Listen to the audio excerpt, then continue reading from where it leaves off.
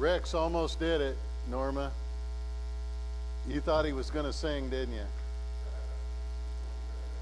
You're sharp. I was there with you. But you know what? I was making fun of Rex a few weeks ago, and then someone told me he really is a singer. Is that true? I mean, he grew up. So now I'm envious because Mike Myers and I are left out of that deal. You know,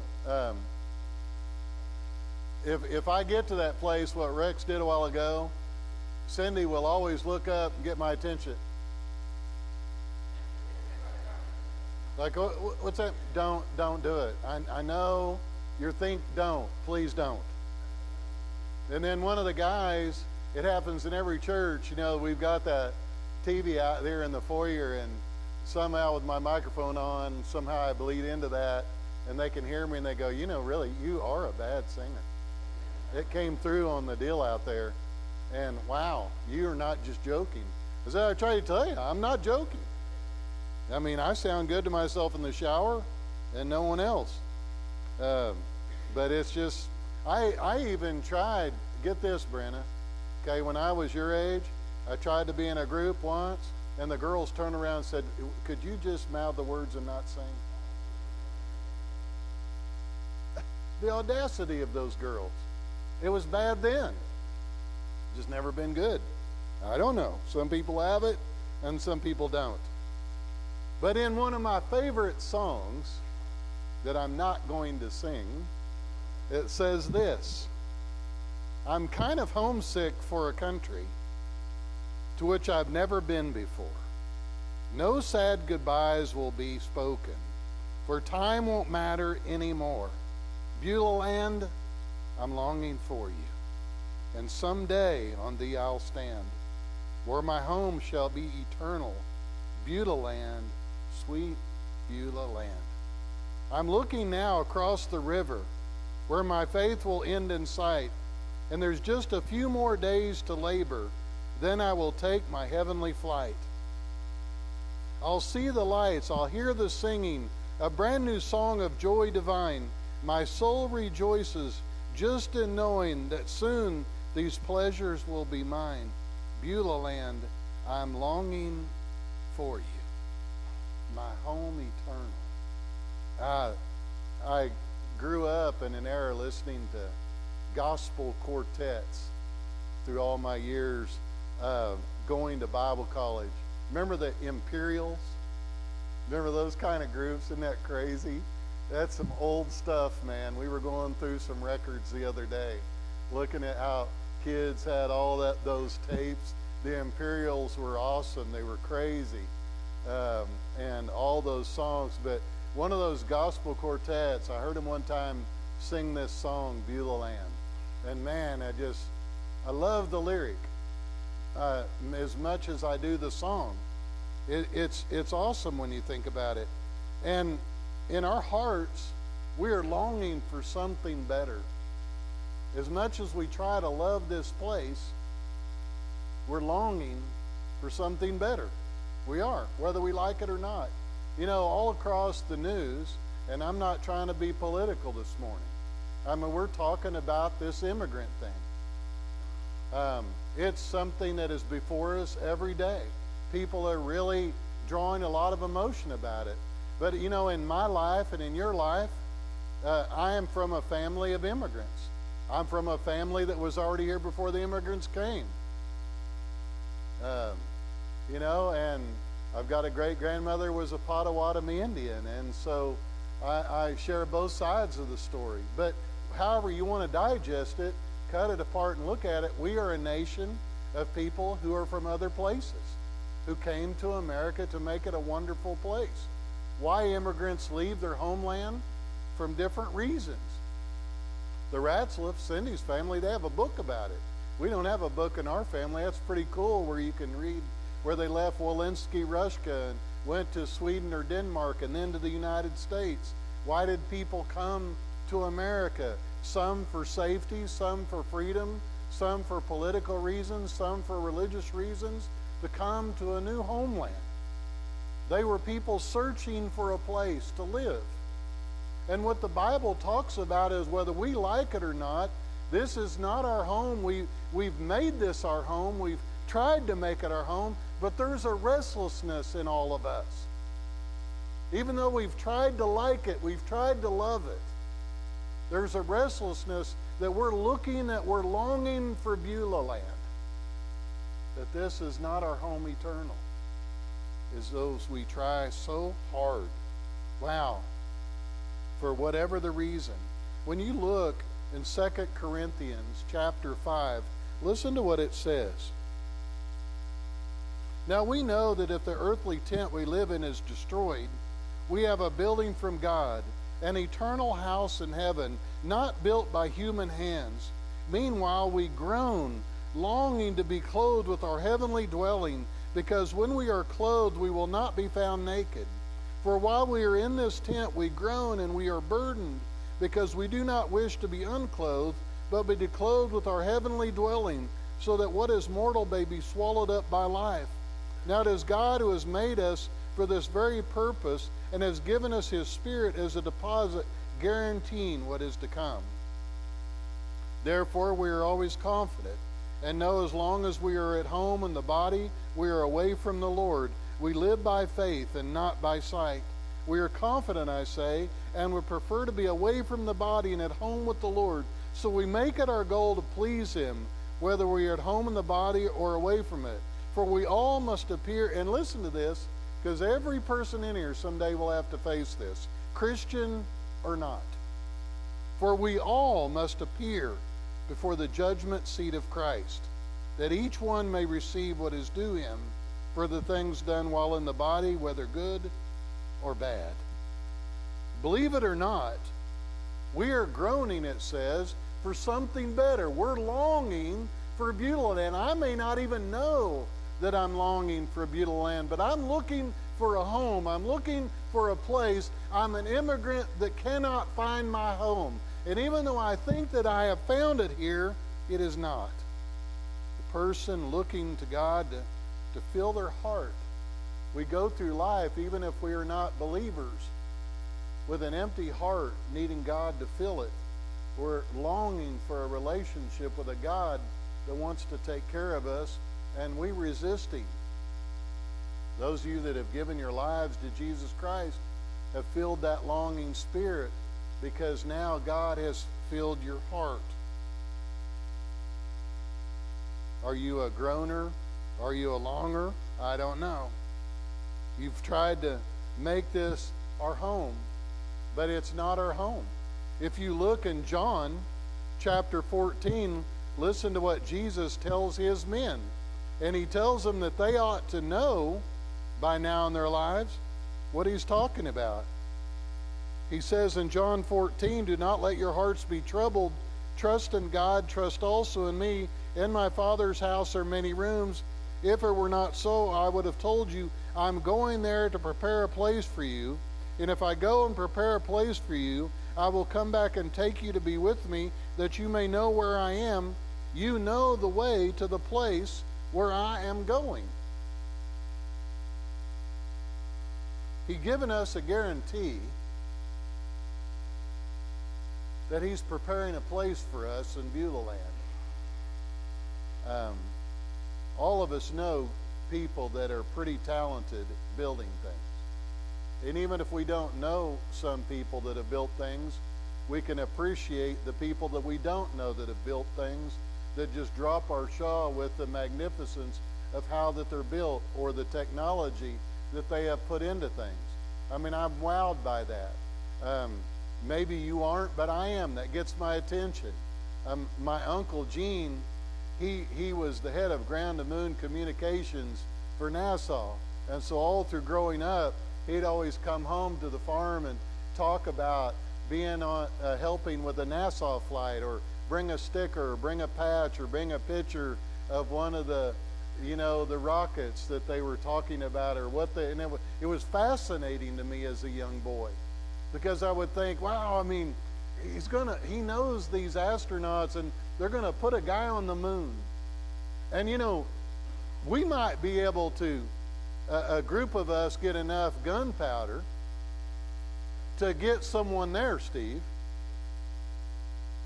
Or but to get them there and to bring them back alive, that was fascinating to me. That, when you see when these astronauts have died and someone said on the news, you're looking at an American hero. And people, what do you mean? This guy, kids, at school talking to you, he's walked on the moon and he came back. That was fascinating to me as a kid, thinking about how awesome that is. And that we just well, yeah, they did. No, I mean, that's an incredible thing. And that we live in a time where people could do things like that. I have a home that I'm longing to be there. I want to be a part of that. He gave us a promise that, hey, I'm building a place for you, and it's magnificent. It's jaw-dropping more than putting a man on the moon and bringing him back. Listen, I have a place I'm building for you, and it will be incredible when you see it. Now, if you study the Old Testament, if you study the Bible, you can start to see a pattern develop of what I think some of the things we'll refer to there, because I think there's a pattern in the Bible about everything that God does. But we'll never know exactly till we see it. But I know one thing about God: you can want something, and He can fulfill your dreams. But when He fulfills your dreams, it's greater than you could ever ask or imagine. It will be greater than anything you could have ever thought of. And we long for that, you guys. We try to make this home. We try to make this earth our home. We try to make Kansas or Oklahoma or Texas or something else our home. But you know what? It's not our home. When you look in Hebrews in the Hall of Fame of Faith chapter, listen to what he alludes to. And you might keep your finger there, because I'll go back there a couple times this morning to Hebrews chapter 11. But there is a speaking to this. Listen in verse 13 and following. All these people were still living by faith when they died. They did not receive the things promised. They only saw them and welcomed them from a distance. You see, God lived in the Holy of Holies, not in their heart. And they could worship Him at a distance, but they didn't have what you have. And they admitted that they were aliens and strangers on earth. So are we. We're looking for a home. We are immigrants. We are aliens. We are strangers. We're looking for Beulah land. And people who say such things show they are looking for a country of their own. If they had been thinking of the country they had left, they would have had opportunity to return. Instead, they were longing for a better country, a heavenly one. Therefore, God is not ashamed to be called their God, for He has prepared a city for them. It's called Beulah land. That's what they were looking for, is what the writer was saying. They were on a search, on a journey. A lot of people in our world, they're lost. They're unsaved. And you need to tell them, hey, I know what you're looking for. I'm looking for the same thing. And it's not in where you're looking in the wrong place. You're looking for Beulah land. And your heart will never be settled until God fills your heart and lets you know that you're longing and looking for Beulah land. Believe it or not, we are longing for a new homeland, just like immigrants who came to America. Now, you can get me off on all that topic of all this stuff, but I believe that the immigrants in my family and in your family history came here maybe reluctantly, but when they came here and when they settled, they made this their home, and they wanted it to be beautiful, and they wanted it to be wonderful. You've heard the songs. Some of the songs talk about going across the river into Canaan. America is a great land. There are a lot of people who have come here and tried to make it their home. Man, listen, I've been raised like many of you. I was raised in the country. I was raised hearing all the speeches from grandpas and from dads and from uncles that, hey, listen, this isn't land, this isn't dirt, this is blood. This is what we live for. This is what we die for. This isn't just a place to live. This is our home. We will die for this home. We will fight for this home. This is our homeland. Mike is, and when you're a little kid, you're going, yeah, I got it. But your grandpas and your dads are trying to teach you that this is a special place. And it sinks in, because when we look to where we want to be buried someday, no matter where we have lived, we want to go home. Isn't it interesting that we take that journey? Even if it takes us all of our life, we want to go back to that special place, under that special tree, by that special river, and that special view. Take me back to my homeland. See, we fall in love with this place, and we are taught that way. I've heard those, and man, listen, I loved my home. I was ingrained, I was taught, I was trained to be a person of Cleveland. I was taught to be the next person in line. And I left. If you talk to my wife, she'll tell you, in my heart, yes, I left to follow God. But in my heart, I feel like I let my grandpa down and let my dad down, because I left the homeland to follow God. I let it go. Mike, we taught you to love this place, to live here, to die here, how special it was. What do you mean you're leaving? Oh man, to a young person that grows up like that, you don't know how much that hurts. I loved my hometown, and I lived in a special place in Cleveland, Oklahoma. Go there, try it, you'll agree with me. Even Cindy has learned they've grown on earth. And I left. I thought I would be in Cleveland all my days, all my life. Just like my grandpa, just like my dad. And I left to follow God. Sometimes I drive back and I look and think, what would it be like? I drive down that dirt road. It gets the best of me. I have to go look and see where I would have lived, what I gave up to do what I do. And sometimes it puts a tear in your eye. I love my homeland. The people that were immigrants that came to America, they loved their homeland.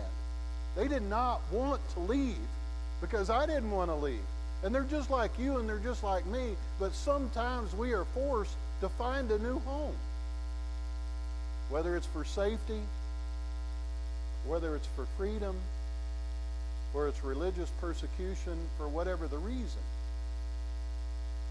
And what Paul is trying to say is that you and I, we keep trying to make this place our home, just like all my family tried to teach me, and like you teach your family. And I love that kind of teaching. But where it goes wrong is we forget about our home is to be a heavenly home in Beulah land, not Oklahoma, not Kansas. God had something in store. He could say, Mike, I know you love Oklahoma. I know you love living in Kansas. But Mike, I want you to get it through your skull. I've got something you will like better. Because one look at Jesus' face and you will forget about this place. And that's hard for us to understand. Man, one of the great stories in all of the Bible. I call him the most illustrated man. When you look in Hebrews 11, it talks about Abraham. And Hebrews 11 is the Hall of Fame of faith. Some of the greatest men and women in the Bible are listed there of their faith. Abraham's listed 3 times.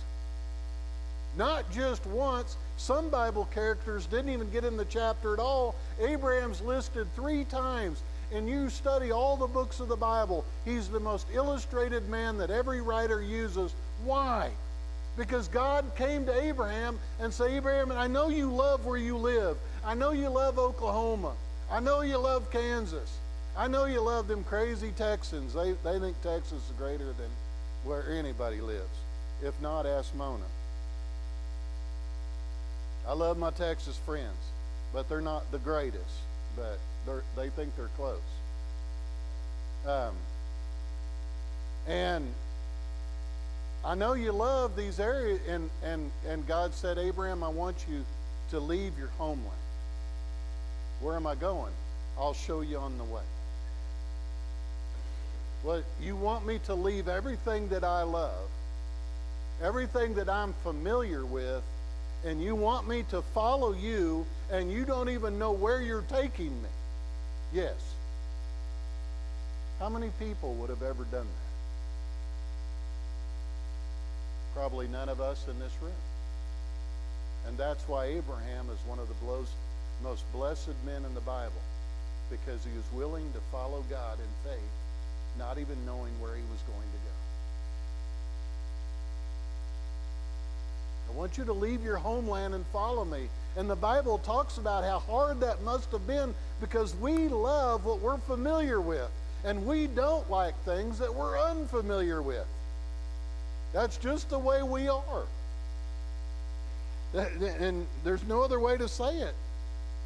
But the reason he could do it, it says in Hebrews 11, and you could look there in verse 10, is that he knew that God wouldn't let him down, and he was longing and looking forward to what God had for him after having him leave this place. It can't be wrong to follow God, is what Abraham was saying. I don't know where I'm going. I just know God's not going to let me down.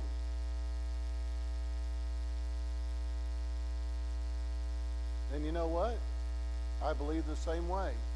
I didn't want to leave what I loved. But God has taken care of me. And he has reassured me that if you will long for Beulah land, Mike, I will replace those things with something more wonderful. But you've got to go with me to find that out. And so I'm longing for a homeland, just like you. I'm an immigrant on a journey. Moses, it says in Hebrews 11, if you look in verses 24 and 27 of Hebrews 11, same thing. Moses couldn't have done what he did for God, except God promised him that I will give you a new family, a new home, Moses, if you will follow me. I know you've been raised by the Egyptians, and I know that you have been taken from what you might have been to what you are today, but Moses, this isn't what God has for you, this Egyptian stuff. I've got a better life in store for you, Moses, if you will follow me and become my leader. And so Moses went. In the Bible, in the scripture, it says he was longing and looking forward to that city. He was looking. Abraham was looking for Beulah land. Moses was looking for Beulah land. Those people of faith, what they were looking for was Beulah land. They were immigrants on a journey trying to find their home. Even though we try to make, aren't you frustrated sometimes thinking, man, listen, is this all it is? I mean, if you're riding on a tractor and you're doing 1,000 acres of dirt work, do someday in the middle of that, as boring as it might be, thinking, is this it? I mean, all that I've ever wanted, this is it, bouncing in the seat, plowing up dirt? Isn't life have greater meaning than this? When you got your head under the tail of a steer and they're wiping poop all over you and you're working cattle all day and you're thinking, is this it? Is this what I want to do every day of my life from right now till the day I die? Do I love it this much? Or isn't there something greater? Yes, there is. It's called Beulah land.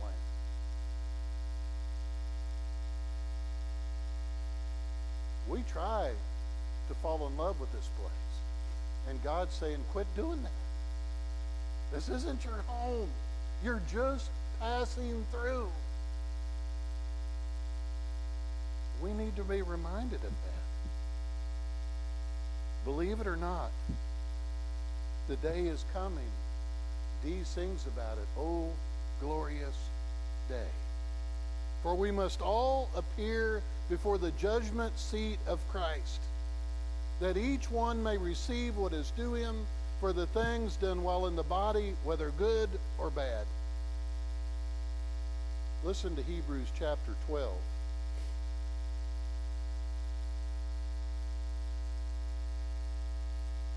Hebrews 12, 22 through 26.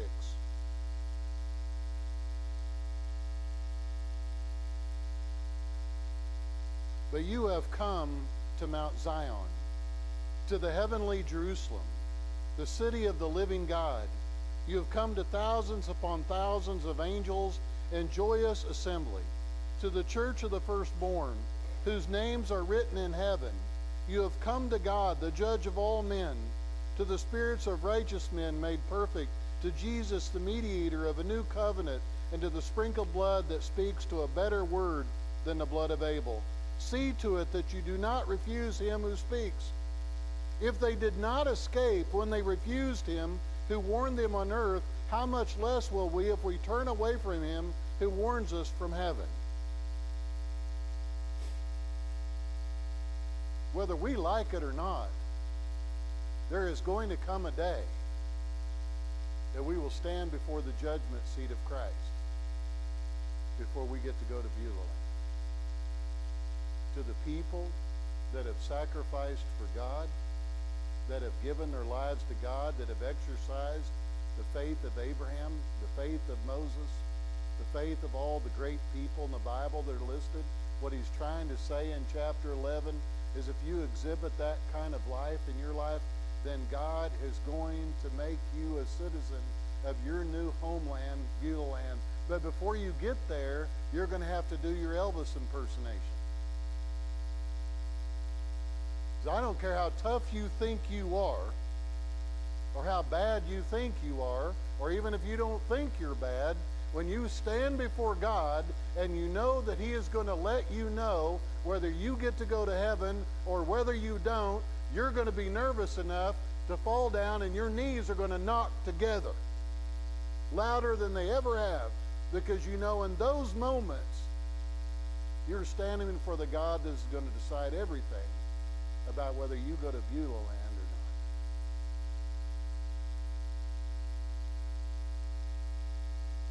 not. One of my professors in Bible college used to say, we ought to live as Christians as if we were already citizens of Beulah land.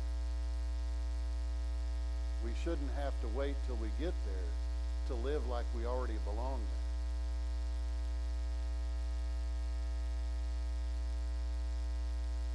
That's a pretty good quote. But I am longing forward to my home eternal. As the praise group comes this morning to sing our invitation hymn, I know that there is a lot of debate going back and forth about immigrants. But you know what? We are a people of immigrants. We ought to understand that issue. I got a few pictures of some of my family. You've got a few pictures of yours. And we've come to America to make this our home. And in doing so, we made a huge mistake. Because as much as this is the greatest place, I mean, think about America. Since God created man, think about this. A lot of people forget this in America. Since God created man, this is the greatest nation of people in the history of mankind, America. We live in a special place. A lot of people call America Canaan. A lot of people call America Beulah land. If I can make it to America, I've made it to the other side of the river. Now, living here, we may not think that, but people around the world, this is a special place. And we've been privileged to live here. And it would be easy, if we live in a place like America, to think there can't be anything greater than America. And you know what? The Bible teaches there is. It's called Beulah Land. My home eternal. As much as I love Oklahoma, as much as I love America, as much as I love Kansas, God has something greater in mind for my life and your life. And when we see it, it will be jaw-dropping awesome. And then we will know that that's where we belong. I heard a person say, there won't be any faith and there won't be any hope in heaven. And they're like, what? Because you won't need any anymore. You made it to the finish line. You're there. You have arrived in Beulah Land. That's my goal. That's what I'm longing for. That's what I'm looking for. As much as I love this place, that's our home. That's where we want to be. And if you have a yearning in your heart and you're not a Christian, it's always going to be yearning for a relationship with a God that wants to show you how to get to Beulah Land. And if you're a Christian and you're always seemingly unhappy with where you live and trying to make this your home, there always will be a longing to be somewhere else. It's called Beulah Land. And I hope you listen to that yearning and that longing in your heart, because I'm looking forward to that.